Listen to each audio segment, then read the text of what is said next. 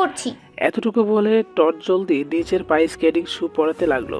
কিন্তু ওটা কিভাবে পরে বর্ষা তো সেটাই জানে না।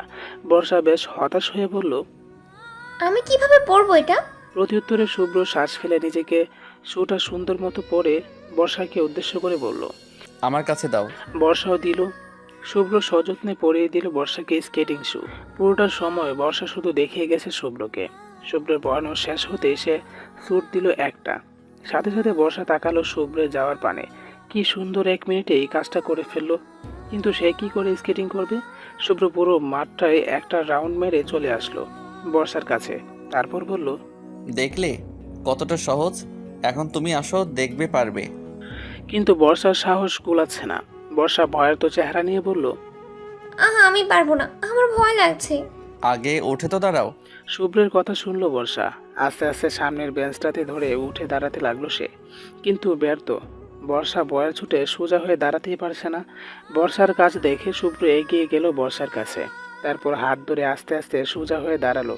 বর্ষাও দাঁড়ালো, কিন্তু তার স্কেটিং সুজুরা তাকে সায় দিল না। তার স্লিপ কেটে পড়ে যেতে নিলে সে সাথে সাথে শুভ্র বর্ষাকে নিজের দিকে টেনে ঝাপটে জড়িয়ে ধরলো বুকে। কাছাকাছি এলে দুজনে বর্ষা তাকালো শুভ্রের দিকে। তারপর বলল, আমি বলেছিলাম আমি পারবো না। প্রত্যুত্তরে শুভ্রও বলে উঠল, আমিও তো বলেছিলাম আমি আছি। আমার কোমরটা ভেঙে যাবে শুভ্র। বর্ষার কথা শুনে শান্ত দৃষ্টিতে বলল শুভ্র। কিচ্ছু হবে না, জাস্ট ট্রাই ইট। শুভ্রের কথা শুনে ভীষণ ভালো লাগা কাজ করলো বর্ষার ভিতরে। এক বুক সাহস নিয়ে বলল সে। ঠিক আছে। উত্তরে হাসে শুভ্র। তারপর আস্তে আস্তে বর্ষাকে নিজের থেকে ছাড়িয়ে সোজা করে দাঁড় করায়। বর্ষাও দাঁড়ায়। পরে যেতে নিলে শুভ্রকে ঝাপটে ধরে সে। শুভ্র ধরে এরকম পরপর দুবার হওয়ার পর তিনবারের বার সক্ষম হয়ে বর্ষা। বর্ষা দাঁড়াতেই বর্ষার হাত ধরে এগিয়ে যেতে নেয় শুভ্র। গোলাকার বৃত্তের মতো এই সরু জায়গায় গোল হয়ে ঘুরতে থাকে শুভ্র বর্ষা। বেশ লাগছে বর্ষা শুভ্রর সাথে হাত ধরে স্কেটিং করতে। মাঝে দু একবার পড়ে যেতে নেয় সে, কিন্তু শুভ্র সামলে নেয়। অতঃপর হাসাহাসি লাফালাফি আর ঘোরাঘুরি করতে করতে স্কেটিং ক্লাবে কাটলো তাদের পুরো 1 ঘন্টা। পুরো 1 ঘন্টা যেন বর্ষার স্বপ্নের মতো কাটলো। রেলিংয়ের ভিতরে একদম কর্নারের সেই বেঞ্চটাতে চুপচাপ বসে আছে বর্ষা। ঠোঁটে রয়েছে তার মিষ্টি হাসি। ভীষণ ভালো লাগা কাজ করছে তার ভিতর। এমন সময় হাতে 2 কাপ কফি নিয়ে এগিয়ে আসতে লাগলো শুভ্র। শুভ্রকে দেখেই মুচকি হাসলো বর্ষা। শুভ্র বর্ষার পাশে বসে 1 কাপ কফি এগিয়ে দিল বর্ষাকে। বর্ষাও নিল কফির কাপে এক চুমুক দিয়ে বলল সে। আপনাকে অসংখ্য ধন্যবাদ শুভ্র, আমায় এত সুন্দর একটা জায়গায় নিয়ে আসার জন্য, সাথে এত সুন্দর মুহূর্ত কাটানোর জন্য। প্রত্যুত্তরে তেমন কিছু বলল না শুভ্র, শুধু মুচকি হাসে। শুভ্র বর্ষা দুপুরে লাঞ্চ সারে একটা বড় সড়ো 5 স্টার হোটেলে। বর্তমানে গাড়ি করে আবারও কোথাও একটা যাচ্ছে তারা। ধীরে ধীরে ঠান্ডার প্রখরতা আরও বাড়ছে। রাস্তার কর্নার কর্নার জুড়ে বেশি আসছে সাদা রঙের কিছু আবরণ। বর্ষা তাকিয়ে রইল সেই রাস্তার দিকে। হাতে মোজো, পায়ে মোজো, গলায় মাফলার পরে নিয়েছে। মাত্রই মাথায় একটা টুপি পরেছে সে। ছোটবেলা থেকে ঠান্ডা জিনিসটা খুব একটা সহ্য করতে পারে না বর্ষা। যদিও হাতে পায়ে মোজা পরার পর এখন ঠান্ডা কম লাগছে। আর গাড়ির জানালা অফ থাকায় কারণে ঠান্ডা সেইভাবে গ্রাস করতে পারছে না তাকে। হঠাৎ প্রশ্ন ছুড়ে বসলো বর্ষা। আমরা এখন কোথায় যাচ্ছি? খুব মনোযোগ দিয়ে গাড়ি ড্রাইভ করছিল শুভ্র। হুট করে বর্ষার এমন কথা শুনে বেশি না ভেবে বলে উঠল সে। আরোহীদের বাড়ি। সাথে সাথে চোখ বড় বড় হয়ে যায় বর্ষার। অত্যাধিক হারে খুশি হয়ে বলে সে। সত্যি? উত্তরে মাথা নাড়িয়ে বলে শুভ্র। হুম। শুভ্রের কথা শুনে ফট করে শুভ্রের গলা জড়িয়ে ধরে বর্ষা। সাথে গালে চুমুকে বলে সে। আপনাকে এতগুলো ধন্যবাদ জামাই। হুট করে এমন কিছু হওয়ার জন্য মোটেও প্রস্তুত ছিল না শুভ্র। ঘটনার চক্রে চোখ বড় বড় হয়ে যায় তার। এদিকে বর্ষা হুট করে কি করে ফেললো ভাবতে এখন লজ্জায় মাটি মিশে যেতে ইচ্ছে করছে তার। অত্যাধিক হারে এক্সাইটিং হয়ে গেল সে। কিস করে বসলো ভাবতেই ঠোঁটে কামড় দিল সে। কোনো কিছু না ভেবে জানালার দিকে মুখ ঘুরিয়ে খিচে চোখ বন্ধ করে মিনমিন কণ্ঠে বলল সে। এ বাবা, এটা আমি কি করলাম? আর শুভ্র সেও পুরো শক্ট হয়ে গাড়ি চালাতে লাগলো। তাকালো না কোথাও, না ডানে না বামে। স্থির রইল তার চোখ সামনের ওই সোজা রাস্তার দিকে। বাড়িতে কলিং বেল বাজাতেই আরোহী এসে দরজা খুলল। সামনেই তার প্রাণপ্রিয় বেষ্টু বর্ষাকে দেখে খুশি হয়ে ঝাপটে ধরে জড়িয়ে ধরল তাকে। বর্ষাও ধরল। আরোহী জানতো আজ বর্ষা আসবে, কারণ শুভ্রের সাথে তার সকালে কথা হয়েছিল। অতঃপর আরোহী বলে উঠল। কেমন আছিস তুই? খুব ভালো, তুই? ভালো। এখন তোমরা চলে এসেছো, আরো ভালো থাকবো। এতটুকু বলে শুভ্র বর্ষাকে ভিতরে ঢোকালো আরোহী। ওরাও ঢুকলো। এরই মাঝে ওদের দিকে দৌড়ে আসলো আরোহীর 2 বছরের ছেলে রুশ। বর্ষা খুশি হয়ে কোলে তুলে নিল তাকে। তারপর বলল, কেমন আছো তুমি? রুশু সেইভাবে এখনো কথা বলতে শেখেনি। তারপর 2 ওয়ার্ড বলল। হাসলো বর্ষা। এরই মাঝে শুভ্র হাত করে আনা একটা গিফট বক্স এগিয়ে দিল বর্ষার কাছে। তারপর হালকা নিচু স্বরে বলল, এটা দাও ওকে বার্থডে গিফট। বর্ষা অবাক হলো। পরক্ষণে শুভ্রের দিকে তাকিয়ে মুচকি হেসে বলল সে। Thank you. হাসলো শুভ্র। বর্ষা শুভ্রের কাছ থেকে গিফট বক্সটা নিয়ে এগিয়ে দিল রুশুর হাতে। তারপর বলল, এটা তোমার জন্য বার্থডে গিফট। বার্থডের দিন তো আসতে পারিনি, তাই আজ দিলাম। বর্ষার কাণ্ডে আরোহী বলে উঠল। এসব আর কি দরকার ছিল? অবশ্যই ছিল। রুশু নেমে পড়লো কুল থেকে, গিফটটা নিল, গিয়ে দিল মায়ের কাছে। আরোহী গিফটটা সাইডে রেখে বলল, তোমরা বসো, আমি এক্ষুনি আসছি। শুভ্র বর্ষাও বসলো সোফায়। পুরো রুমটা চোখ বোলালো দুজনে। বেশ সুন্দর আর পরিপাটির সময় যাচ্ছিল। হাসি হাসি হালকা খাওয়া দাওয়া আর গল্প স্বল্প করে কেটে গেল অনেকটা সময়। বিকেল পেরিয়ে প্রায় সন্ধ্যা হওয়ার কাছাকাছি। এখন শুভ্র বর্ষা গাড়ি করে বাড়ি ফিরবে। আরোহীর জামাই রাত করে বাড়িতে আসায় আজ আর দেখা হলো না তার সাথে। আরোহী বলেছিল আজ রাতটা তাদের এখানে কাটাতে, কিন্তু কাল শুভ্রের অফিস আছে, তাই আর থাকলো না। দরজার সামনে দাঁড়িয়ে আছে শুভ্র বর্ষা, আরোহী আর আরোহীর কোলে তার ছেলে রুশু। আরোহী কিছুটা মন খারাপ নিয়ে বলল, অ্যাটলিস্ট ডিনারটা করে যান দুলাভাই।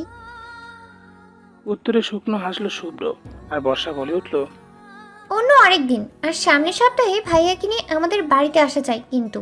বর্ষার কথা শুনে আরোহী খুশি মনে বলল। নিশ্চয়। অতঃপর আরোহীকে বিদায় জানিয়ে আবারও বেরিয়ে পড়লো শুভ্র বর্ষা। গাড়ি করে আবারও যাচ্ছে শুভ্র বর্ষা, তবে এবার আর অন্য কোথাও নয়, সোজা বাড়িতে যাবে তারা। আকাশপথ বেয়ে গুড়ি গুড়ি পড়ছে তুষার। চারপাশটা ধীরে ধীরে ডুবে যাচ্ছে সাদা তুষারে। আজকের দিনটা খুব সুন্দর কাটলো বর্ষার সাথে শুভ্রেরও। পাক্কা 1 ঘন্টা রাস্তা পেরিয়ে অবশেষে বাড়ির সামনে আসলো শুভ্র বর্ষা। সন্ধ্যা হয়ে গেছে অনেক আগেই। গাড়ি থেকে নামতেই নিজের বাড়িটা দেখে খুশিতে গদগদ হলো বর্ষা, কারণ তাদের বাড়ি পুরোটা জায়গায় বরফে ঢেকে গেছে। মুগ্ধ হলো বর্ষা প্রকৃতির এমন সৌন্দর্য দেখে। শুভ্র এগিয়ে আসলো বর্ষার কাছে। তারপর বলল, চলো। চলুন। বর্ষার কথা শুনে শুভ্র এগিয়ে গেল আগে। হঠাৎ গায়ের কিছুটা আঘাত লাগতেই পিছনে ঘুরে তাকালো শুভ্র। সাথে সাথে বর্ষা আবারও বরফের গোলা তৈরি করে মারলো শুভ্রের গায়ে। অবাক হলো শুভ্র, সাথে প্রচন্ড রেগে গেল। হোয়াট দ্য হেল, এটা কি করলে তুমি? সাথে সাথে ঘাবড়ে গেল বর্ষা। ভেবেছিল শুভ্র হয়তো তার মতো বরফ নিয়ে মেতে উঠবে, কিন্তু না। বর্ষার মাথা নিচু করে বলল, সরি। Sorry what?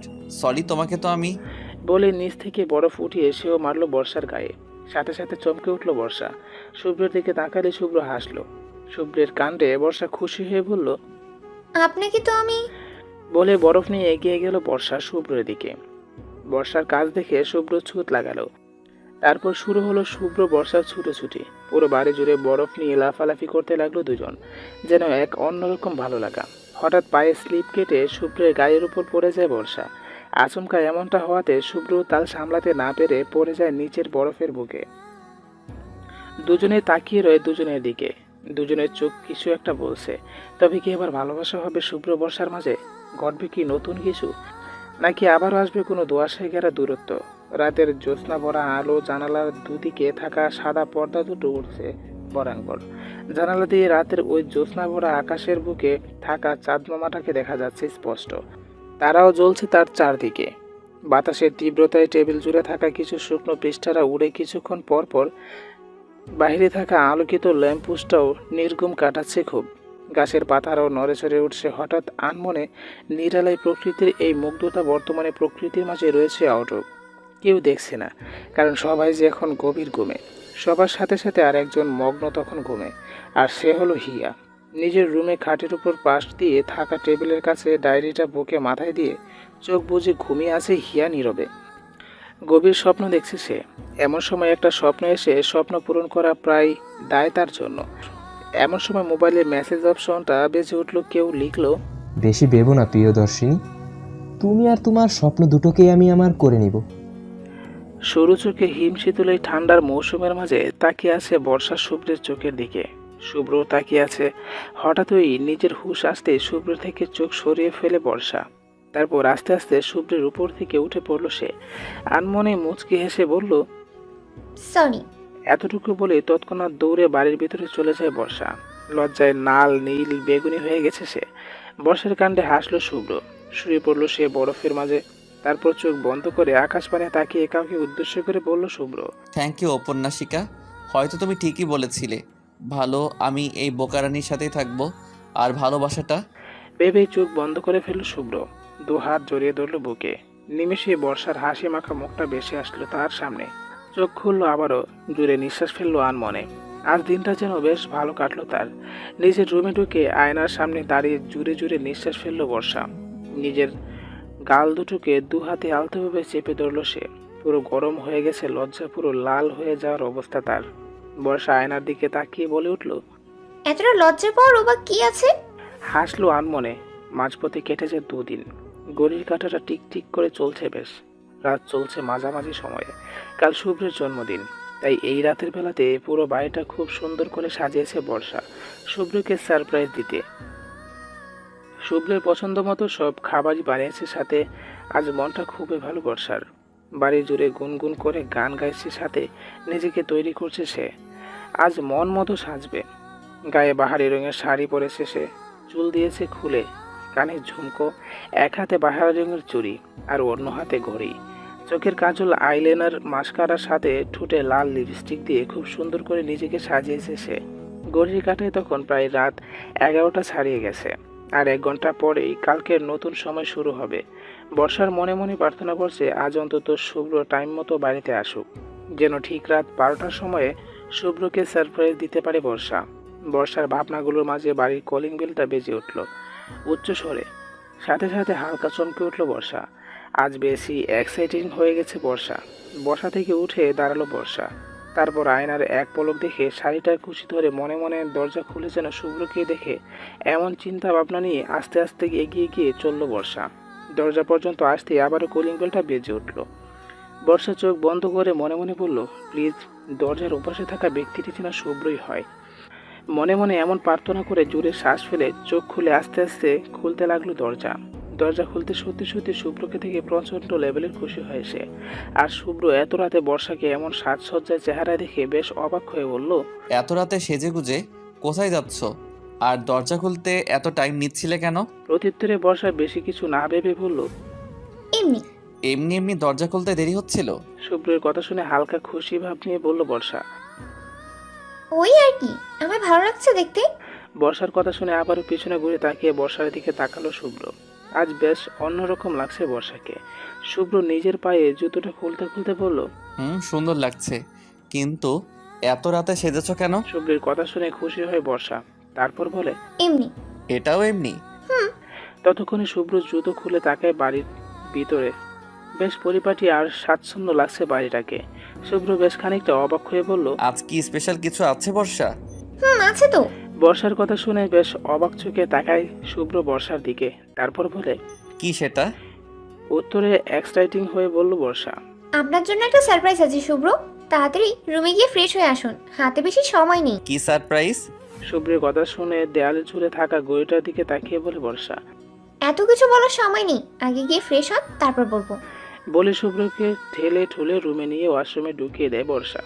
বর্ষার কাজে হতাশ শুভ্র, কিছু যে বলবে তারও কোনো সুযোগ দেয়নি বর্ষা। শুভ্র ওয়াশরুমে ঢুকে বলে, আগে আমায় বলবে তো আজ কি? উত্তরে ওয়াশরুমের বাইরে দাঁড়িয়ে থেকে বলে বর্ষা, বলবো বলছি তো, আগে আপনি তাড়াতাড়ি ফ্রেশ হয়ে আসুন তারপর। কিন্তু বর্ষা। প্লিজ শুভ্র, আর প্রশ্ন করবেন না।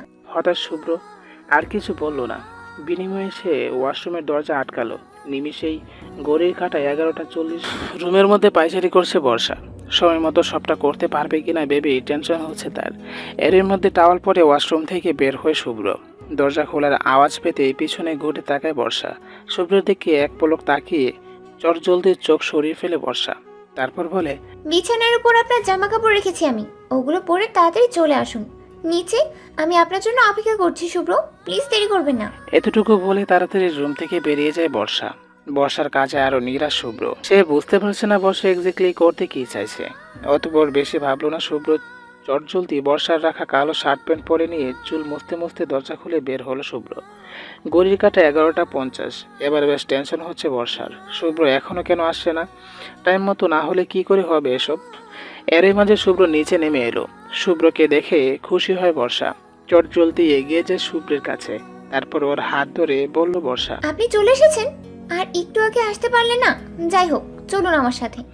এ বলে শুভ্রের হাত ধরে টেনে নিয়ে যেতে থাকে বর্ষা। বর্ষার কাছে শুভ্রের বিস্ময়কর ভরা কণ্ঠ নিয়ে বলল, আমায় কোথায় নিয়ে যাচ্ছ বর্ষা? আমি কিন্তু তোমার কাজকর্ম কিছু বুঝতে পারছি না। আপনাকে কিছু বুঝতে হবে না, আপনি শুধু চলুন আমার সাথে। বলে নিজের হাতের ঘড়ির দিকে তাকাতে তাকাতে চলে যায় বর্ষা ছাদের উদ্দেশ্যে। হাতে আর মাত্র 4 মিনিট আছে। বর্ষা এমন উত্তেজিত হওয়া ভাব দেখে বেশ বিস্মিত হয় শুভ্র, তবে কিছু বলে না, কারণ সে বুঝতে পেরেছে এখন কিছু বললে বর্ষা কিছু বলবে না তাকে। বর্ষা চটজলদি শুভ্রকে নিয়ে এসে দাঁড় করায় ছাদে। খুব বেশি উঁচুতে নয়, ছাদটা অল্প কিছু সিঁড়ি পার হয়ে ছাদ। শুভ্র বেশ বিস্মিত হয়ে তাকায় ছাদের পুরোটা ছাদটায় অন্ধকারে টুইটুম্বর। যা দেখে বলে শুভ্র, তুমি আমায় এখানে কেন নিয়ে আসলে বর্ষা? প্রত্যুত্তরে শুভ্রের ঠোঁটে আঙ্গুল দিয়ে বলে উঠল। হুশ! সঙ্গে সঙ্গে থমকে যায় শুভ্র। সে ভাবেনি বর্ষা এমন কিছু করবে।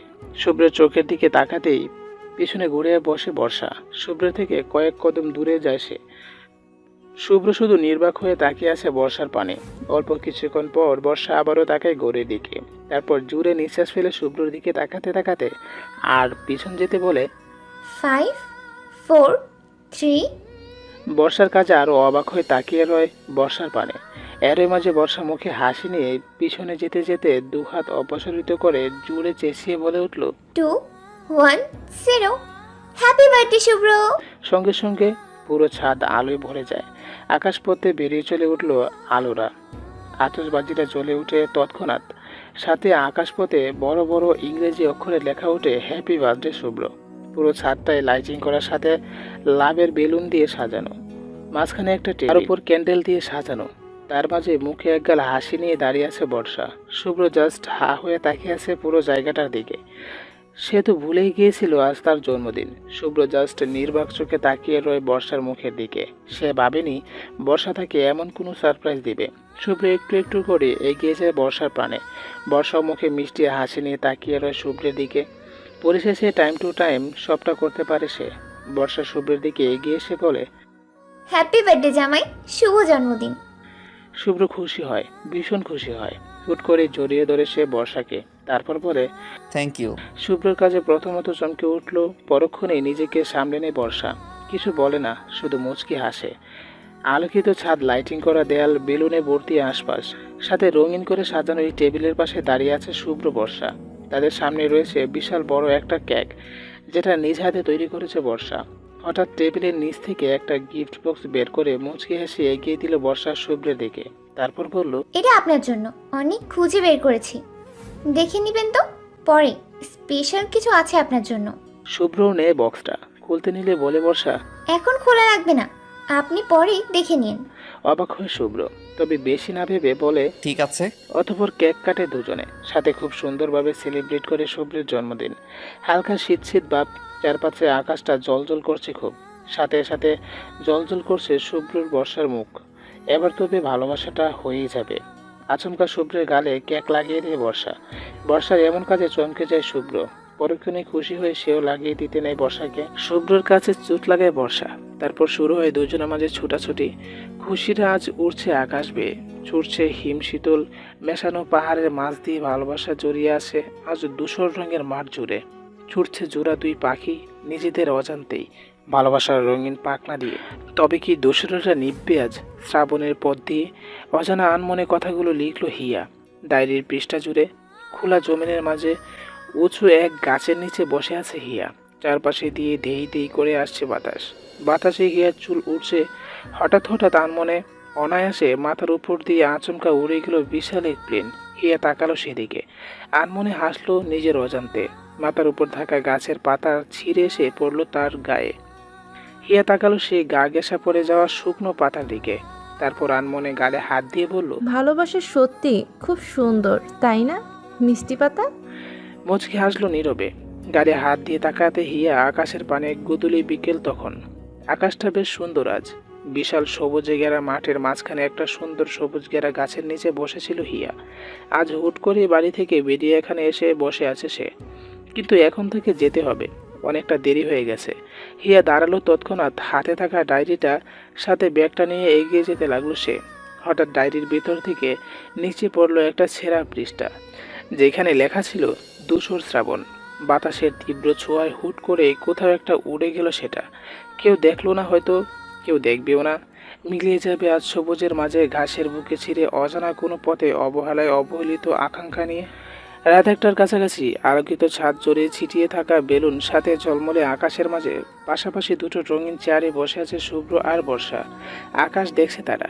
কিছুক্ষণ আগেই লাফালাফি করে এখানে এসে বসেছে দুজন। হালকা শীত শীত ভাব, যদিও ধীরে ধীরে শীতের প্রখরটা আরো চওড়া হচ্ছে। বর্ষা গুটিসুটি মেরে বসে আছে, চুপচাপ কিছু বলছে না। আর শুভ্র হঠাৎ আকাশপথে তাকিয়ে বলে উঠল, আমাকে এত সুন্দর সারপ্রাইজ দেওয়ার জন্য অসংখ্য ধন্যবাদ তোমায় বর্ষা। প্রতিউত্তরে মুচকি হেসে বলল বর্ষা। Mention not. বর্ষার কথা শুনে শুভ্র তাকায় বর্ষার মুখের দিকে, তারপর বলে, জানো তো, জীবনটা কখন কোন দিক দিয়ে কোথায় চলে যাবে বোঝা যায় না। সেদিন অনেক ঠিকই বলেছিল। শুভ্রর কথা শুনে বর্ষা অবাক হয়ে বলল, কি বলেছিল অনেক ভাইয়া? বর্ষার কথা শুনে শুভ্র কিছু বলতে গিয়েও বলল না, আকাশপথে তাকিয়ে বলল, বলেছিল কিছু একটা বাদ দাও। শুভ্রের কথার প্রত্যুত্তরে আজ জোর করে নিয়ে বর্ষা হঠাৎই কিছু একটা ভেবে বলে উঠল বর্ষা। আপনাকে একটা প্রশ্ন করব শুভ্র। অনেকদিন যাবৎ ভাবছি করব, কিন্তু করে উঠতে পারছি না। আজ করব কি? উত্তরে কিছুক্ষণ চুপ থেকে বলল শুভ্র, করো। আপনি রাগ করবেন না তো? প্রশ্ন উল্টাপাল্টা না হলে রাগ করব কেন? ঠিক আছে, বলছি তাহলে। হুম। প্রত্যুত্তরে জুড়ে নিঃশ্বাস ফেলে বলল বর্ষা, আপনি তো বিয়ের দিন চলে গিয়েছিলেন শুভ্র, তাহলে হুট করে ফিরে এলেন কেন? কি এমন ঘটেছিল যার কারণে আপনি ফিরে এলেন? বর্ষার কথা শুনে বিস্মিত হলো শুভ্র। চোখের সামনে ভেসে আসলো একটা ছোট্ট অ্যাক্সিডেন্টের ঘটনা। এয়ারপোর্টের ঠিক সামনেই তার গাড়ির সাথে ধাক্কা লেগেছিল কারো। বর বেশে হতভম্ব হয়ে গাড়ি থেকে নেমেছিল শুভ্র। শুভ্র আর কিচ্ছু ভাবে না।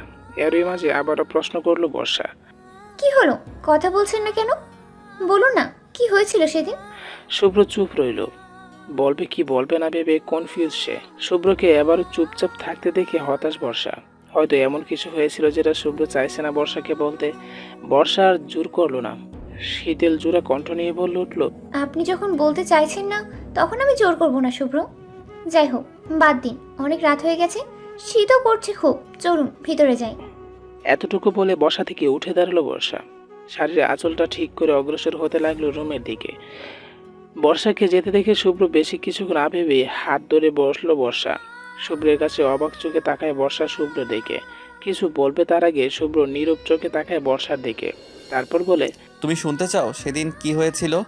কেন আমি ফিরে এসেছিলাম জানতে চাও তুমি? প্রত্যুত্তরে মাথা নাড়ায় বর্ষা।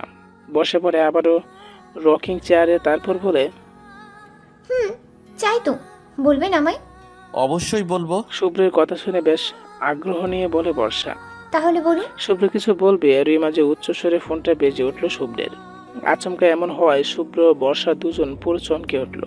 তৎক্ষণাৎ ফোনটা তুলে শুভ্র তারপর যা শুনে তাতে বিস্ময় হয়ে শুভ্র বেশি কিছু না ভেবে বলে, আমি এক্ষুনি আসছি। শুভ্রের কথা শুনে বর্ষাও হতাশ হয়ে বলে, কি হয়েছে? কোথায় যাবেন আপনি? ফিরে এসে বলবো তোমায়, কিন্তু আমার এখন যেতে হবে বর্ষা। বাকি কথা পরে হবে। এতটুকু বলে আর 2 মিনিট দেরি না করে হন হন করে দৌড়ে চলে যায় শুভ্র। আর বর্ষা পুরো নির্বাক হয়ে তাকিয়ে রয় শুভ্রর পানে। হুট করে কি হলো এটা যেন বুঝলো না বর্ষা। একরাশ হতাশে সে গ্রাস করলো তাকে। তপ্ত নিঃশ্বাস ফেলে আকাশ পানে তাকালো সে। অভিযোগ করলো একটু, তবে ঠোঁটে কিছু বলল না। যা বলল তার সবটুকুই মনে মনে রইল। মাঝখানে কাটলো 2 দিন। 2 দিন শুভ্রের আচরণে পরিবর্তন এসেছে একটু। যেমন বাড়ি ফিরলে সেইভাবে কথা বলে না, অলওয়েজ টেনশন ভাব থাকে একটা। রাতে খুব দেরি করে বাড়ি ফিরে। বর্ষার সাথে সেইভাবে কথা বলে না। আর হুটহাট ফোন আসলে বেরিয়ে যায় বাড়ি থেকে।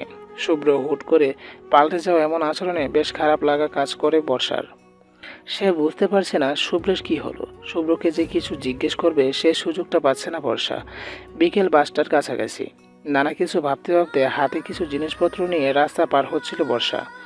মূলত সুপারমার্কেট থেকে বাজার করে ফিরবে বর্ষা। এমন সময় হুট করে একটা সাইকেলের সাথে ধাক্কা লেগে যায় বর্ষার। আচমকা এমনটা হয়ে হাতে থাকা সব ব্যাগপত্র নিচে লুটিয়ে পড়ে তার। রাস্তার মাঝ দিয়ে পড়াতে হাতে আর পায়ে কিছুটা ব্যথা পায় বর্ষা। সেই মুহূর্তে রাস্তা দিয়ে গাড়ি করে যাচ্ছিল তিয়ান। রাস্তার মাঝে এমন মর্মান্তিক ঘটনা দেখে তৎক্ষণাৎ বেরিয়ে আসে সে গাড়ি থেকে। আহত ব্যক্তিটি বর্ষা থেকে চটজলতে এগিয়ে যায় বর্ষার দিকে। তারপর বলে, ভাবি আপনি ঠিক আছেন তো? হুট করে তিয়ানের ভয়েস শুনে বেশ অবাক হয়ে বর্ষা। তারপর কিছুক্ষণ চুপ থেকে বলে বর্ষা। ঠিক আছে আমি। তিয়ান বর্ষার হাত আর পায়ের অবস্থা দেখে বলে উঠল, আপনার হাত পা দিয়ে তো রক্ত বের হচ্ছে, তাড়াতাড়ি হসপিটালে চলুন আমার সাথে। এই বলে তৎক্ষণাৎ বর্ষাকে ধরে গাড়ির ভিতরে বসিয়ে নিয়ে যায় তিয়ান। তিয়ানের কাজে বর্ষা কিছুটা হতবাক হয়ে বলে, আমি ঠিক আছি, হসপিটাল যাওয়া লাগবে না। লাগবে না মানে? কতটা কেটে গেছে দেখছেন? শুভ্র কোথায়? উনি তো অফিসে গেছে। কিন্তু আজ তো অফিসও। দাঁড়ান, আমি এক্ষুনি একটা কল করছি শুভ্রকে। প্রত্যুত্তরে কিছু বলে না বর্ষা। হুট করে বুকের ভিতর ধক করে উঠল তার। শুভ্র কি তবে সকালে অফিসের নাম করে মিথ্যা বলে গেছে? কিন্তু শুভ্র তাকে মিথ্যা বলবে কেন? আর ভাবতে পারছে না বর্ষা। কেমন যেন লাগছে তার। এদিকে তিয়ান শুভ্রকে লাগাতার কল করে, কোনো লাভ হচ্ছে না। রিং বাজতেছে ঠিকই, কিন্তু শুভ্র ফোন তুলছে না। শেষমেশ বিরক্ত হয়ে বলল তিয়ান, এতবার কল করছি, রিং হচ্ছে, কিন্তু শুভ্র ধরছে না কেন? এ বলে গাড়ির স্পিড বাড়িয়ে দিল তিয়ান। হয়তো উনি বিজি আছে, আর ফোন করার দরকার নেই। আপনি আমায় বাড়ি নিয়ে চলুন প্লিজ। বাড়ি? আগে হসপিটালে যেতে হবে। বর্ষা হতাশা ভরা চোখ নিয়ে তাকিয়ে রইল বাইরে। হাতে পায়ে যন্ত্রণা হচ্ছে তার। তার সাথে বুকের ভিতর অজানা এক অস্থিরতা কাজ করছে শুভ্রকে নিয়ে। ভয় হচ্ছে বর্ষা, ভীষণ ভয়। কিন্তু সেই ভয়টা আসলে কিসের সেটা যেন সে বুঝতে পারছে না বর্ষা। হসপিটালের একজন ডাক্তারের রুমে বসে আছে বর্ষা। হাতে পায়ে ব্যান্ডেজ করে দিচ্ছে ডাক্তার। আর তার পাশেই দাঁড়িয়ে আছে তিয়ান। হঠাৎই ডাক্তার বলে উঠল, কি করে হলো এসব? সাইকেলের সাথে ধাক্কা লেগে। হাঁটার সময় দেখে হাঁটবেন না? আসলে বুঝতে পারিনি, রাস্তা পার হচ্ছিলাম, কখন যে সাইকেলটা আসলো খেয়াল করিনি। বুঝেছি। এই বলে বর্ষা হাতে পায়ে ব্যান্ডেজ করে দিয়ে কিছু ওষুধের নাম খাতায় লিখলো। লিখতে লিখতে বলল ডাক্তার, কিছু ওষুধের নাম লিখে দিচ্ছি, সময় মতো খেলে 2 দিনের মধ্যেই ঠিক হয়ে যাবেন। উত্তরে তিয়ান বলে উঠল, এমনিতে টেনশনের কোনো কারণ নেই তো ডক্টর? না, তেমন কোনো ব্যাপার নেই। ডাক্তারের কথা শুনে তপ্ত নিঃশ্বাস ফেলে বলল তিয়ান, যাক, ভালো হয়েছে। এই ওষুধগুলো সময় মতো খাবেন, তবেই ঠিক হয়ে যাবেন। বলে ওষুধ লেখা পৃষ্ঠা ছিঁড়ে এগিয়ে দিয়ে বর্ষার দিকে। বর্ষা ধরার আগে তিয়ান কাগজটা ধরে বলে উঠল, ঠিক আছে ডক্টর। অতঃপর ডাক্তারকে ধন্যবাদ জানিয়ে বেরিয়ে যায় বর্ষা আর তিয়ান। দরজা থেকে বেরিয়ে বলে উঠল তিয়ান, আপনি এখানটায় দাঁড়ান বর্ষা ভাবি, আমি ওষুধগুলো কিনে নিয়ে আসি। প্রতিউত্তরে বর্ষা কিছু বলার আগেই চলে যায় তিয়ান। তিয়ানের কাজে বর্ষা হতাশ হয়ে একটু, তবে বেশি ভাবলো না। চুপটি করে বসলো সে। তারপর পাশে থাকা চেয়ারটা পায়ের চেয়ে হাতে বেশি চোট পেয়েছে বর্ষা। খুঁড়িয়ে খুঁড়িয়ে হাঁটতে পারলে হাত নাড়াতে প্রচণ্ড কষ্ট হচ্ছে বর্ষার। হঠাৎ ফোনটা বেজে উঠল বর্ষার।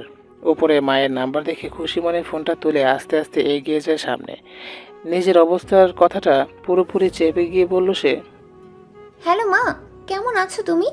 মেয়ের কথা শুনে অপর প্রান্তে কান্না ভেজা গলায় বলে উঠল বর্ষার মা। তোকে ছাড়া কেমনে ভালো থাকি বল? কতদিন হয়ে গেল তোকে দেখি না। প্রতি উত্তরে কি বলবে বুঝতে পারছে না বর্ষা। হঠাৎ বর্ষা তার থেকে কিছুটা দূরে শুভ্রের মতো কাউকে দেখলো। বর্ষার বেশ কৌতূহলী এগিয়ে গেল সামনে। সত্যি সত্যি শুভ্রকে দেখে বেশ অবাক হয়ে পিছনে তার। শুভ্র হসপিটালে কি করছে? কেবিন নাম্বার 412-তে হাতে কিছু খাবারের প্যাকেট নিয়ে ঢুকে পড়ে শুভ্র। শুভ্রের কাজে বর্ষাও মাকে পরে কথা বলবে বলে এমনটা বলে ফোনটা কেটে গিয়ে যায় সামনে। তারপর যা দেখলো তাতে তার পায়ের নিচ থেকে মাটি সরে যাওয়ার উপক্রম। কারণ শুভ্র একটা মেয়েকে নিজ হাতে খাইয়ে দিচ্ছে। বর্ষা মেয়েটাকে চেনে না, এর আগে দেখেনি। এর আগে যখন শুভ্রের বন্ধুরা এসেছিল তখন এই মেয়েটাকে দেখেনি। তাহলে এই মেয়েটাকে শুভ্র তাহলে অফিসের নাম করে মিথ্যা বলে এখানে এসেছে, কিন্তু কেন? হুট করে মেয়েটা জড়িয়ে ধরল শুভ্রকে। শুভ্র তেমন কিছু না বলে মাথায় হাত বুলিয়ে দিল মেয়েটির। এদিকে শুভ্রদের এমন কাণ্ড দেখে বুকের মাঝে ছেদ করে উঠল বর্ষার। চোখের কোণায় এসে ভর করেছে নোনা পানি। তাহলে কি শুভ্র এই কারণে বিয়ে করতে চাইছিল না? কিন্তু আর ভাবল না বর্ষা। মাথা ভনভন করছে তার, সব কিছু যেন শূন্য মনে হচ্ছে তার। তাহলে সে যেভাবে ভয় পেয়েছিল তাই হলো। এমন সময় সেখানে উপস্থিত হলো তিয়ান। বর্ষাকে দাঁড়িয়ে থাকতে দেখে বলল সে, বর্ষা ভাবি, আপনি ওখানে কি করছেন? সাথে সাথে চমকে উঠল বর্ষা। দরজা দিয়ে ভিতরে এক পলক তাকালো সে। এদিকে হুট করে তিয়ানের গলার সাথে বর্ষার নাম শুনে চমকে উঠল শুভ্র। তৎক্ষণাৎ সামনে মেয়েটিকে নিজে থেকে ছাড়িয়ে উঠে দাঁড়ালো সে। দরজা খুলে সত্যি সত্যি বর্ষা আর তিয়ানকে দেখে অবাক হয়ে বলল সে। বর্ষা, সঙ্গে সঙ্গে পিছনে ঘুরে তাকালো বর্ষা। চোখ ছলছল করছে তার। তিয়ান শুভ্রকে দেখে বেশ অবাক হয়ে বলল, তুই এখানে? না মানে শুভ্রর কিছু বলার আগেই বর্ষা বলে উঠল। কিছু বলতে হবে না আমায়। এইটুকু বলে তিয়ানকে উদ্দেশ্য করে বলল বর্ষা। আমায় একটু বাড়ি দিয়ে যাবেন তিয়ান? আমার শরীরটা ভালো লাগছে না। কিন্তু বর্ষা, কোনো কিন্তু নয়, আপনি না পারলে আমি একাই চলে যাচ্ছি। বলে আস্তে আস্তে এগিয়ে যেতে লাগলো বর্ষা। বর্ষার হাতের পায়ের অবস্থা দেখে বলল শুভ্র, কি হয়েছে ওর? আর বলিস না, রাস্তায় একটা সাইকেলের সাথে ধাক্কা লেগে অ্যাক্সিডেন্ট করেছে। ওহ ভাগ্যিস, আমি তখন সেই রাস্তা দিয়ে যাচ্ছিলাম। তোকে তো কতবার ফোন করলাম, তুই তো ধরলি না। প্রত্যুত্তরে শুভ্র কিছু বলবে তার আগে বর্ষা বলে উঠল, আপনি আমায় নিয়ে যাবেন তিয়ান, নাকি আমি একাই চলে যাব? শুভ্র বুঝতে পেরেছে বর্ষা তাকে আর নীলিমাকে দেখে ফেলেছে। অতঃপর শুভ্র কিছু বলার সুযোগ না দিয়েই বেরিয়ে গেল তিয়ান আর বর্ষা। আর শুভ্র নির্বিকার হয়ে বর্ষার যাওয়ার পানে তাকিয়ে থেকে বলল, তুমি আমায় ভুল বুঝলে বর্ষা। নির্গুম রাতে হিয়াদের বাড়ি থেকে কয়েক কদম দূরে গাড়িতে বসেছিল নির্মল। এমন সময় হুট করেই কোথা থেকে যেন হিয়া দৌড়ে এসে জড়িয়ে ধরল তাকে। আকস্মিকতায় হিয়ার এমন কাণ্ড চোখ বড় বড় হয়ে যায় নির্মলের। তৎক্ষণাৎ অবাক হয়ে বলল সে, কি হলো তোমার? বিস্মিত ভরা চেহারা নিয়ে তাকিয়ে আছে নির্মল হিয়ার দিকে। সে ভাবেনি এই মুহূর্তে হুট করে কোথা থেকে হিয়া এসে তাকে জড়িয়ে ধরবে। নির্মল বেশ অবাক হয়েই আবারও প্রশ্ন করে বসলো হিয়াকে। বলল, কি হয়েছে তোমার? এবারও নিশ্চুপ হিয়া। হিয়াকে চুপ থাকতে দেখে আবারও বলে উঠল নির্মল। কি হলো, তুমি কথা বলছো না কেন? প্রতি উত্তরে নির্মলের দিকে নিশ্চুপে তাকিয়ে থাকে হিয়া। যা দেখে বলে নির্মল। তুমি না বললে আমি বুঝবো কি করে? নির্মলের কথা শুনে হিয়া হতাশা ভরা কণ্ঠ নিয়ে বলল, আপনি আমায় কখনো ছেড়ে যাবেন না তো নির্মল? এবার নির্মল সত্যি হতবাক। এই নির্ঘুম রাতে হুট করে হিয়ার এমন অদ্ভুত কথা শুনে যেন সত্যি নির্বিকার নির্মল। নির্মল বিস্ময় ভরা কণ্ঠ নিয়ে বলল, তুমি এত রাতে এই কথাটা বলার জন্য এখানে এসেছো হিয়া? আপনি আমার প্রশ্নের উত্তরটা দিন প্লিজ। কি উত্তর দিব? এটা কোনো প্রশ্ন হলো? বিরক্ত হলো হিয়া। এই লোকটা সোজা কথাটা সোজাভাবে বলতে পারে না কেন? হিয়া কিছুটা বিরক্তির স্বর নিয়েই বলল, আপনাকে যে প্রশ্নটা করেছি তার হ্যাঁ বা না বলতে পারছেন না কেন? নির্মল চুপ রইল, কিছু বলল না। নির্মলকে চুপ থাকতে দেখে বেশ নির্বিকার স্বর নিয়ে বলল হিয়া, কি হলো, আপনি কথা বলছেন না কেন? হিয়ার কথা শুনে শীতল দৃষ্টিতে তাকালো নির্মল হিয়ার দিকে। তারপর ওর দুগাল চেপে ধরে শীতল কণ্ঠে বলল, কি হয়েছে তোমার? নির্মলের কাজে হিয়া ছলছল চোখে নির্মলের দিকে তাকিয়ে বলল, আপনি আমায় ছাড়া অন্য কোনো মেয়েকে কখনো ভালোবেসে ফেলবেন না তো নির্মল? হতাশ নির্মল। এই মেয়ের নির্ঘাত মাথা খারাপ হয়ে গেছে, না হলে কী সব ভুলভাল বকছে। নির্মল হতাশা ভরা চেহারা নিয়েই বলল, তোমার কি মাথা খারাপ হয়ে গেছে হিয়া? কি সব উল্টোপাল্টা বকছো? আপনি আমার কথার সরাসরি জবাব কেন দিচ্ছেন না বলুন? না আমায় ছাড়া অন্য কোনো মেয়েকে কখনো ভালোবাসবেন না? এবার নির্মল কিছু একটা ভেবে বলে উঠল, ভালোবাসলেই বা কি? তুমি তো আমায় ভালোবাসো না। নির্মলের কথা শুনে বুকটা ছ্যাদ করে উঠল হিয়ার। ফট করেই আবারও শক্ত করে জড়িয়ে ধরল সে নির্মলকে। তারপর কান্না ভেজা কণ্ঠ নিয়ে বলল, এভাবে বলবেন না। আর কে বলেছে আমি আপনায় ভালোবাসি না? আমিও আপনায় ভালোবাসি নির্মল। বলতে বলতেই কেঁদে ফেলে হিয়া। হিয়ার কাণ্ডে যেন চোখ বেরিয়ে আসার উপক্রম নির্মলের। চটজলদি হিয়াকে নিজের থেকে ছাড়িয়ে ওর চোখের দিকে তাকিয়ে বলল, আরে তুমি কাঁদছো কেন? আমি তো মজা করে বলছিলাম। এমন মজা কখনো করবেন না নির্মল। আমার ভীষণ কষ্ট হচ্ছে। কেন হচ্ছে জানি না, কিন্তু কষ্ট হচ্ছে। বুক ছিঁড়ে কান্না পাচ্ছে। বলেই কাঁদতে লাগলো হিয়া। হিয়ার কাণ্ডে নির্মল বিস্মিত। তৎক্ষণাৎ হিয়াকে বুকে জড়িয়ে ধরে বলল নির্মল, ঠিক আছে ঠিক আছে, আর কাঁদতে হবে না। আমি তোমাকে ছাড়া অন্য কাউকে ভালোবাসবো না। আর এখন তুমিও তো আমায় ভালোবাসো বললে, তাহলে বিয়েটা করে ফেলি। নির্মলের কথা শুনে হিয়া কান্না ভেজা কণ্ঠ নিয়ে বলল, আপনি আমি বিয়ে করব কেন? যা বাবা, এখনই তো বললে তুমি আমায় ভালোবাসো, তাহলে বিয়ে করবে না কেন? ভালোবাসি বলেছি, বিয়ে করব এমনটা তো বলিনি। হতভাগ নির্মল খানিকটা বিরক্ত নিয়ে বলল সে। বিয়ে না করলে আমিও অন্য মেয়েকে ভালোবেসে ফেলবো, তারপর কাঁদলেও আমাকে পাবে না। নির্মলের এবারের কথা শুনে আরও উচ্চস্বরে কেঁদে উঠল হিয়া। হিয়ার কাণ্ডে আশেপাশে তাকালো নির্মল। এত রাতে হিয়ার এমন পাগলামি দেখে সত্যি নিরাশ নির্মল। নির্মল হিয়ার মুখ চেপে ধরে বলল, এত জোরে কাঁদছো কেন? আশেপাশে লোকজনকে কি জানাতে চাইছো আমরা এখানে আসি? হিয়া শুনল, থেমে গেল নিরালায়। হিয়াকে থামতে দেখে নির্মল মুখ থেকে হাত সরিয়ে বলল, একদম কাঁদবে না। আর কখন থেকে উল্টো পাল্টা বকে চলেছো? তুমি জানো না এই নির্মল হেয়া ব্যতীত অন্য কাউকে চায় না? তাই চুপ থাকো। আর হ্যাঁ, তুমিও চাও বা না চাও, খুব শীঘ্রই আমরা বিয়ে করছি। হিয়া ধমকালো। সত্যি তো, এতক্ষণ যাবৎ কিসব পাগলামি করলো সে? মাথার তারগুলো বোধহয় সত্যিই ছিঁড়ে গিয়েছে তার। ছি ছি, নিশ্চয়ই রাতের বেলা তাকে ভূতে ধরেছিল। হিয়াকে চুপ থাকতে দেখে আবারও বলে উঠল নির্মল, কি হলো, কিছু বলছো না কেন? প্রতি উত্তরে নির্বিকার হয়ে বলল হিয়া, কে বলবো? কিছু বলতে হবে না, শুধু এটা বলো আজ রাতে কি এখানে থাকার পরিকল্পনা করছো? বাড়ি যাবে না, নাকি আমাকে ছাড়া আর থাকতে পারছো না? বলেই হেসে ফেলে নির্মল। নির্মলের হাসিতেই চোখ আটকে যায় হিয়ার। লোকটা কি সুন্দর হাসে। হিয়াকে নিজের দিকে তাকিয়ে থাকতে দেখে নিজের হাসি থামিয়ে বলল নির্মল। কি দেখছো? নির্মলের কথা শুনে হিয়া আনমনেই বলে উঠল, আপনাকে। সঙ্গে সঙ্গেই চমকালো নির্মল। মুচকি হাসল নীরবে। দূরত্ব কমিয়ে কাছাকাছি হলো দুজন।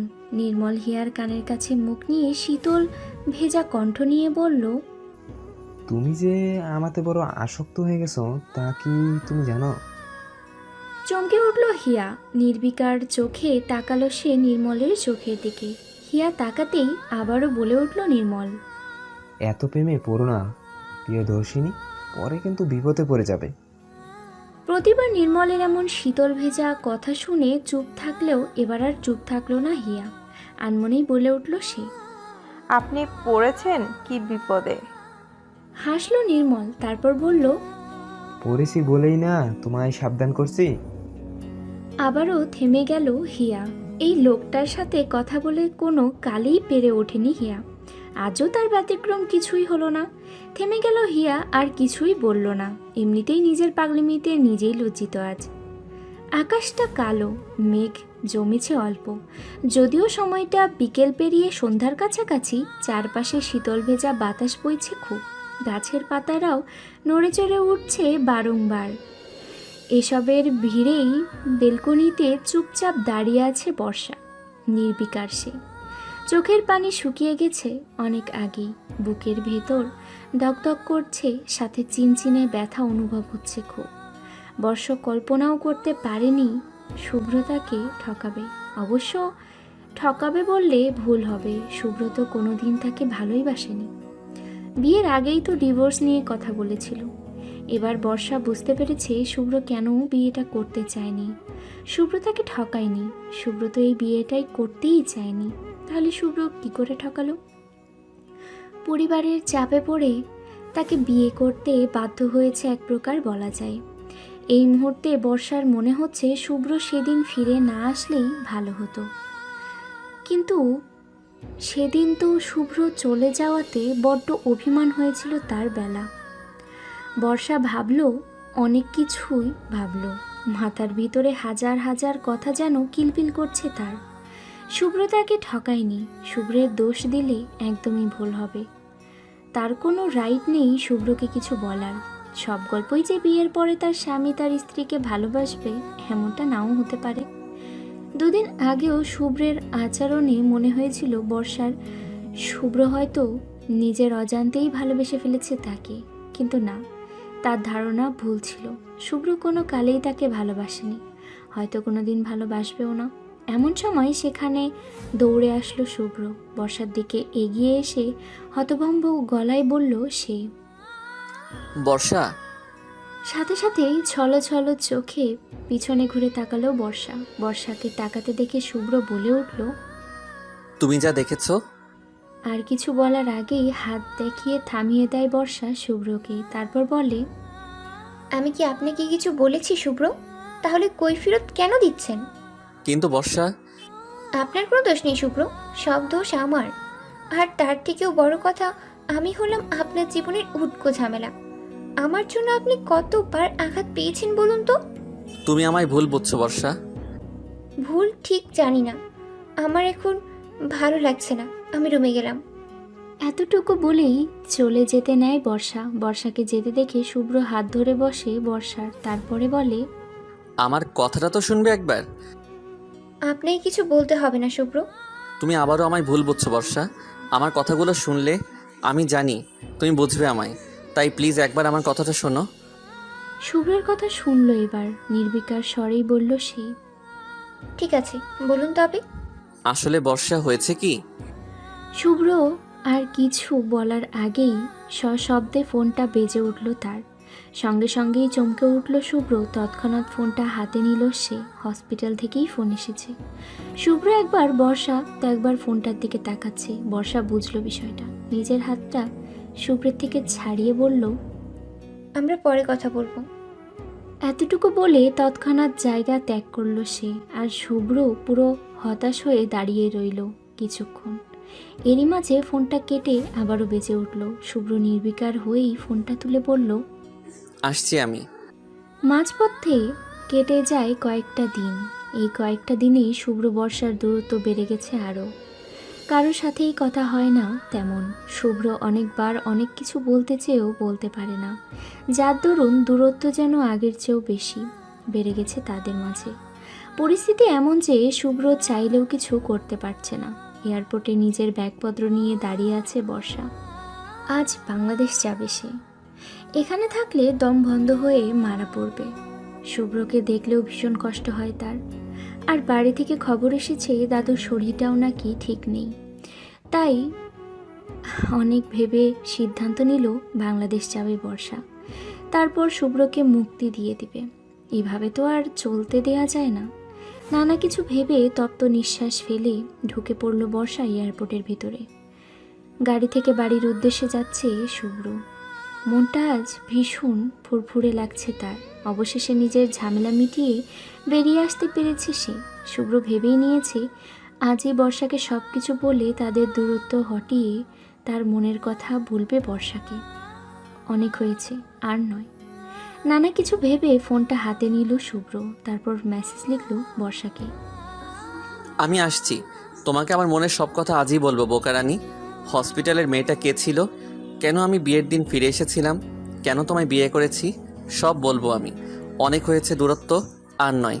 এবার সব শেষ করার সময় এসেছে। অপেক্ষায় থেকো, আমি আসছি। বলেই মেসেজটা পাঠিয়ে দিল শুভ্র বর্ষার নাম্বারে। অন্যদিকে মেসেজ এসেছে ঠিকই, কিন্তু সেটা দেখার আগেই নিজের মোবাইলটা অফ করে ব্যাগে ভরে নিল বর্ষা। তারপর এগিয়ে গেল সে নিজের গন্তব্যের দিকে। হতভম্ব হয়ে দাঁড়িয়ে আছে শুভ্র তার আর বর্ষার রুমের বিছানার পাশ দিয়ে। সে ভাবতেও পারেনি শেষ মুহূর্তে এসে এমন কিছু ঘটবে। বর্ষা চলে যাবে, তাও তাকে কিছু না জানিয়ে। কয়েক মুহূর্ত আগেই বাড়ি এসে রুমে ঢুকে শুভ্র বর্ষার নাম নিয়ে ডাকে অনেকবার, কিন্তু বর্ষার কোনো সাড়া শব্দ না পেয়ে বুকটা কেমন যেন করে ওঠে তার। পুরো বাড়ি জুড়ে খুঁজে বর্ষাকে, কিন্তু পায় না। পরক্ষণেই টেবিলের উপরে একটা চিঠি লেখা দেখে পড়ে সেটা। সেখানে লেখা ছিল, প্রিয় শুভ্র, আমি জানি এভাবে হুট করে আপনি কিছু না বলে চলে যাওয়াটা হয়তো আমার উচিত হয়নি, কিন্তু বিশ্বাস করুন আমি আর পারছি না। আপনার আমার দূরত্ব যেন দিলে দিলে শেষ করে দিচ্ছে আমায়। তাই নিজেকে বাঁচাতে আর আপনাকে মুক্তি দিতে চলে যাচ্ছি আমি। ভালো থাকবেন। আর হ্যাঁ, ভয় পাওয়ার কিছু নেই। আমি বাড়িতে কাউকে কিচ্ছু বলবো না। আপনার কোনো দোষ নেই। আপনি তো বিয়ের আগেই ডিভোর্স দিয়েছিলেন। আমার আফসোস একটাই, আপনি বিয়ের আগে সব কথাগুলো বলেননি আমায়। শুধু বলেছিলেন আমায় আপনার পছন্দ নয়। যাই হোক, ভালো থাকবেন। শুনেছি দাদু নাকি খুব অসুস্থ, যার জন্য বিয়েটা করেছিলাম সেই মানুষটাই অসুস্থ হয়েছে আবার। তবে আজ একটা কথা আপনাকে না বললেই নয়। আপনাকে বিয়ে করার কারণ শুধু একটা ছিল, না দাদুর অসুস্থতা। আসলে আমি সেই ছোটবেলা থেকেই ভালোবাসতাম। আপনাকে নিয়ে হাজার স্বপ্ন বুনেছি আমি। সেদিন আপনাকে যে বার্থডে সারপ্রাইজ দিয়েছিলাম সেটাও আমার একটা স্বপ্ন ছিল বলতে পারেন। যাই হোক, আপাতত এই কথাগুলো বড্ড অর্থহীন, জানানোর ইচ্ছে ছিল না তেমন, কিন্তু কেন যেন আজ বলতে ইচ্ছে হলো, তাই বলেই দিলাম খুব করে। তবে ভাববেন না এই ভালোবাসার দোহাই দিয়ে আপনার জীবনে কোনো ঝামেলা করব না আমি। ভালো থাকবেন আপনি আপনার মতো, আর আমি আমার মতো। এই কয়েকদিনের দূরত্বে আমি এত কিছু বুঝে গেছি, জোর করে ভালোবাসা হয় না। আমি আপনার জীবনে কোনো ঝামেলা মাত্র। তাই আমি সিদ্ধান্ত নিয়েছি খুব শীঘ্রই আপনাকে সেই ঝামেলা থেকে মুক্তি করে দেব। ইতি, আপনার অপ্রিয় একজন মানুষ, বর্ষা। পুরো চিঠিটা পড়ে পুরোই নিস্তব্ধ শুভ্র। আনমনেই বলে উঠল, তুমি আমার অপ্রিয় নও বর্ষা, প্রিয় কেউ। তপ্ত নিঃশ্বাস ফেলল শুভ্র। বড্ড খারাপ লাগা কাজ করছে তার ভেতর। কেন সে আগেই কিছু বলল না বর্ষাকে? ধপ করে নিচে বসে পড়ল শুভ্র। মাথা ভনভন করছে তার। এখন কি করবে সে? কিভাবে বোঝাবে বর্ষাকে? একসময় অপ্রিয় ছিল সে, কিন্তু এখন অনেক আপন প্রিয় কেউ।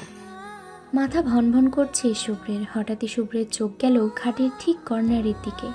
বর্ষা দেওয়া সেই গিফট বক্সটা পড়ে আছে সেখানেই। তালে তালে এই কয়েকদিনে দেখা হয়নি সেটা। শুভ্র চটপট এগিয়ে যায় সেটার দিকে। নিচে বসেই খুলে দেখল গিফট বক্সটা।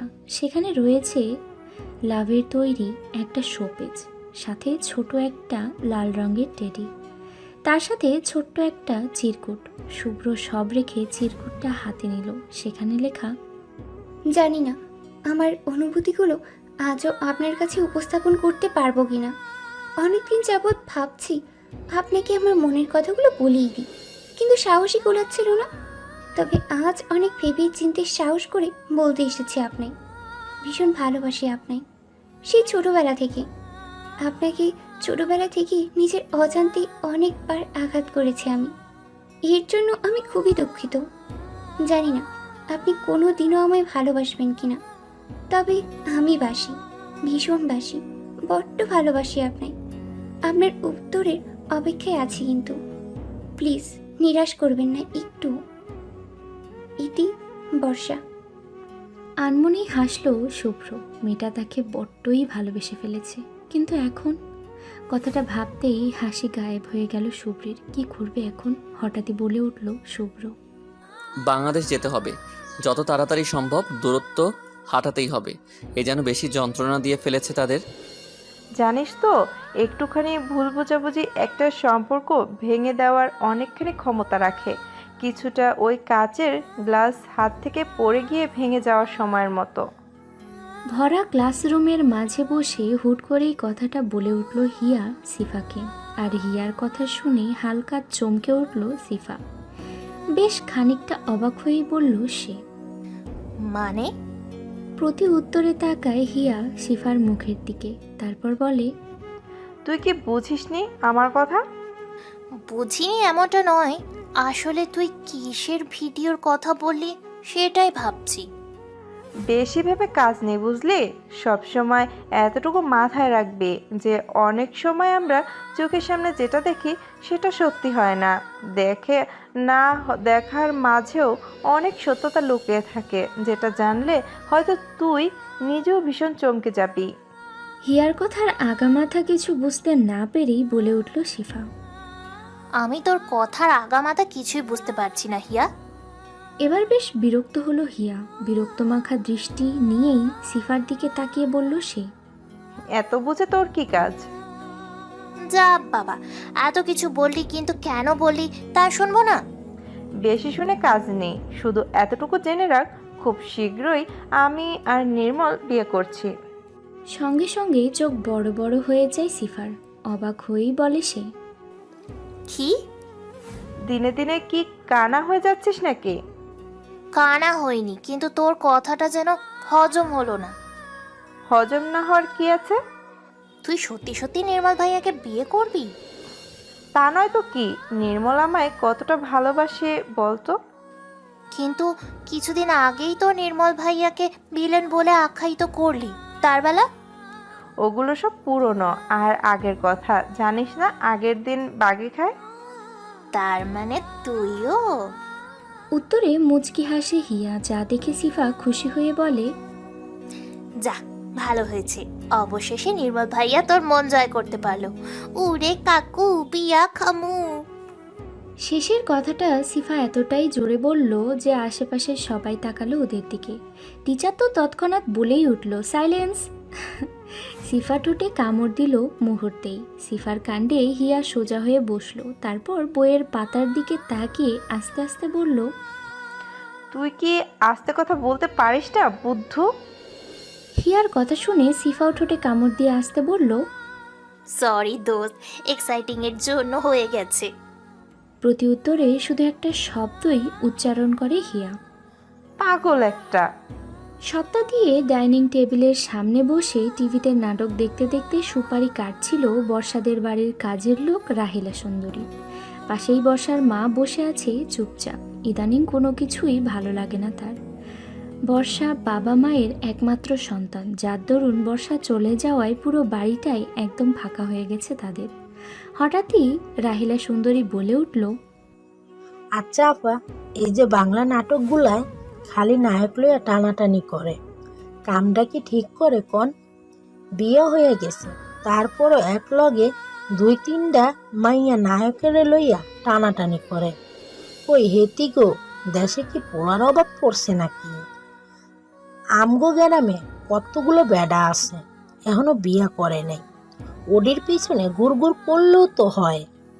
রাহিলার কথা শুনে বর্ষার মা ফিক করে হেসে ফেলল, তারপর বলল, তুমিও না রাহেলা, কি যে বলো। হাসা কইতাছি আপা, মো ছোটবেলা থেকেই স্বপ্ন একটু ঘটকালি করুম, কিন্তু কোনোদিন সুযোগই পাইলাম না।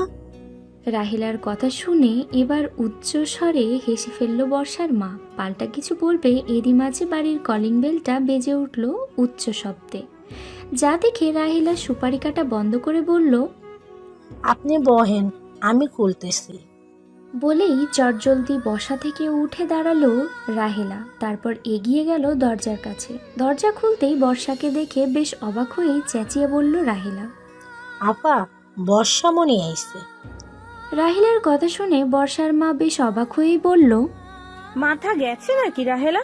বর্ষা কি করে আসবে? ও তো লন্ডনে। আমি সত্যি কইতেছি আপা, দেখেন।